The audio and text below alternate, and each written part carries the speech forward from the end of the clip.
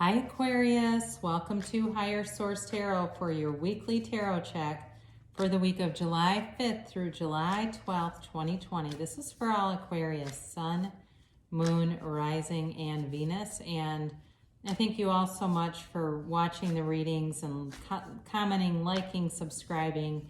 I so appreciate that. And it's really fun for me to keep doing these readings and just reading and communicating with spirits. So I'll keep doing it. And if you're new here, I'd love to invite you to subscribe. If you tap the bell, you can be notified when new videos are posted, but it's basically every week, okay? I'm on here and you can just check back. I do all kinds of different readings, so just check back and see what you like. Let's get some guidance here, please, for Aquarius. Guidance for Aquarius. Sun, Moon, Rising, and Venus. What is going on for Aquarius here? All right. Now, again, remember, we're using a human timeline for this, but it's sacred mysticism. They don't use a timeline like we do, so keep that in mind as you interpret it in your own life. Sunday, you've got the Knight of Cups. Monday, you have the Moon. Tuesday, you've got the Seven of Swords. And Wednesday, you have Strength. Thursday, you have the Lovers. Friday, you've got the Page of Swords. Saturday, you have Justice. And then Sunday, you've got Temperance. So I kind of like it that Justice is right underneath the Seven of Swords. There's a connection there. It feels like if somebody tries to pull some crap, it's going to be thwarted really quick. All right, so I don't think we need to worry about that too much, especially with the cards that are around it. But I do feel like it has you a bit on high alert, or it has the surroundings around you. And I don't know why I just got this. And I'm not trying to scare anybody because you have to kind of be careful when you're reading. But I don't know if it's going to be like something like somebody does something dumb, like calls in a bomb threat somewhere or something. It's like something like that where somebody does something like that where it's not legitimate, but it's like, closes Target or one of those kinds of things. It feels like that where it's, and that it might be for one person that's listening to this, but I just got that. And I'll be interested if somebody says, yeah, that was me. I was at the stupid outlet mall and all of a sudden they told us to go home, so anyway, but that came in, so I'll let that go, but we'll continue to read. You've got Pisces here, you've got Leo, you have Gemini, you have Libra, and you have Sagittarius. You've got quite a few major arcana here. When you look at this and you've got 5 out of 8 cards are major arcana. They're the trump cards of the tarot, and it's important when you have that many in one reading. So you've got kind of a daydreaminess on Sunday here with the Knight of Cups, okay? And it's, there's definitely a love interest here. Whether it's something new or something that maybe you haven't been with somebody in a while, but there's still love here. It feels that way to me, like there's love in something that's, I don't know, it feels like old soul kind of connection. Like, and of course all souls are old, right? But it just feels that way. Like there's something going on here where somebody's visualizing, they're manifesting, they're wanting to connect again, but they're not saying anything, or it's something new and they just haven't really said anything. It's definitely slower moving, and it's somebody that wants more with you, I'll say that. I mean, they do, but it just isn't. It's kind of like there's something holding them back a little bit, and I don't know if it's some kind of escapism kind of a deal, like they're into video games too much, or they're into their computer too much, or feels like they're doing something else too much of the time that is somewhat impeding this. It's, again, not a negative energy at all, but it does feel that way. And and also, well, we'll talk.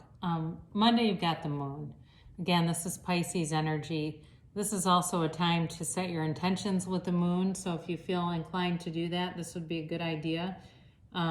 Because there's, the universe wants you to be clear and asking what you want. The universe will deliver. But it feels like a little bit of a cautionary card here for you. And because it's right next to that Seven of Swords, it feels like there's something that comes to light here. And again, I mentioned the other thing where it could be something sudden, and that was more related to the Page of Swords. But in relationship to this, it feels like there's something that comes to light, and it may be something at work even, where there's somebody who it's like they're complaining constantly, or they're awfulizing. That's a better way to say it. They're like awfulizing about the future, and it's like driving you freaking nuts. It's like, just shut up already. We've got, however many weeks until anything is decided, and you've already decided it and made a case in your head that you're trying to all convince us to do. So it just feels like that kind of energy around you a little bit. And, so again, be clear with your intentions. This can also be about closing out a cycle.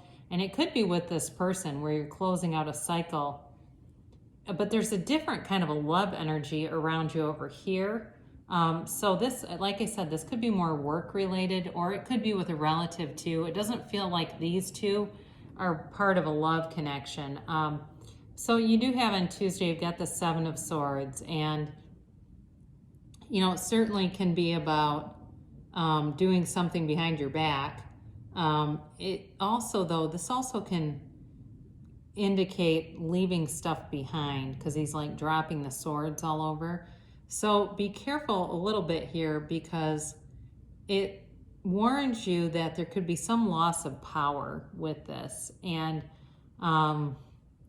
it, like I said earlier, it could be something where it's just sudden, and it's just like some out of the blue, really odd thing that happens. But it also can be somebody who is taking your ideas. And they try to do it and like run away from the situation. They try to do it in a way and not get caught, but it feels like they're going to get caught. And I think this is where the Strength card comes in, because when we have this is on Wednesday. It is an 8. It also has the infinity symbol. Okay, so it's infinite abundance. What this card really tells you is to approach the situation with love. Look at how she's taming that lion. She is doing it in a very gentle way. She's not taking a wand and hitting the lion, right? She's not trying to subdue the lion. It's telling you to kind of finesse the situation. Come at it with love. Come at it with a lens of understanding. So if this Seven of Swords deal is like something at work, and you look at it and go, okay, this person has some issues. I see what they are, and so does everyone else. And I'm just going to kind of set steps sideways. I'm going to step around it. I'm not going to get into this, and you're just going to take it easy. It's definitely a card too of restraint. Okay, so the other piece with this, the other narrative I get, is related to that Knight of Cups, and it's somebody that's got feelings, and there's this an element of restraint with it, and whether it's like they're distracted by something else, or they just feel like the timing is not quite right. That may be important here, because I do feel like you've got Thursday, you've got the Lovers. There's a couple things with this. One, I think you've got a soulmate connection with somebody, but there's some obstacles here. There's something here, whether it's, like I said, there's some kind of a distraction going on that's keeping them from really being forthright and really moving forward, because they're just not. But the other part of that is a decision, and I feel like the decision relates to that Strength card, and it's like a decision to come at things with love, tolerance, compassion. You can't go wrong with those. You really can't. When we talk about our being human beings, the human part of us tends to relate to that ego part of us, and the being is our spiritual side. So whatever I vibrate to, whatever emotions, if that's hostility, resentment, intolerance, those become part of my beingness, and I bring those with me into any situation. But when I vibrate and attach myself towards feelings of compassion, understanding, love, I'm bringing those, and I'll attract more of it. So it does feel like there's a decision here, but it's more about that, like deciding, you know what? I'm going to take the high road. When they go low, we go high. I'm not going to screw around with this, because sustaining my vibration, feeling good, attracting more good stuff into my life is more important than this. So you do have this Page of Swords on Friday, and there's still like a little bit of a feeling of uneasiness with the Page of Swords. He's always looking over his shoulders. He's ready to take a swing. And it does feel like just a little bit of a coming down from that. I don't feel like it's a long-lasting feeling. It feels very brief, like, what the hell? Like, did that just really happen? And it's kind of like one of those where you're just kind of briefly going, yeah, okay. But then moving forward, and you go right into Justice. And this is the absolute truth, okay? So where you needed truth to come in, it shows up. And I love this in this reading, because with the Moon and the Seven of Swords, the Seven of Swords tends to be short-lived because it's a 7 anyway, and that's, it's a number about victory. It's a fortunate number in general, or a lucky number. So with the proper precautions, it's like generally very minor. But with the Justice card, this is fairness prevailing, okay? It's Libra energy.